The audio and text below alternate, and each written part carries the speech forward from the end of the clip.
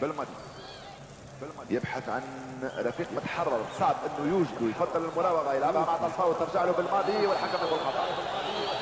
يا يا يا يا يا يا يا حتى اليوم فيه لاعب اسمه جمال بالماضي يفعل على الاقل بعض الاشياء اللي يفعلها سيدي بلال في مباريات المنتخب الجزائري، وضروريه في مثل هذه المباريات.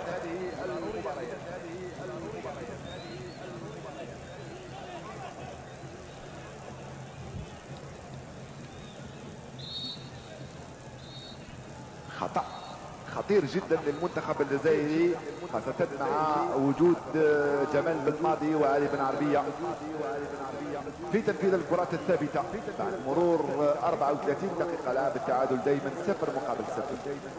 الحارس العملاق برير تنزيل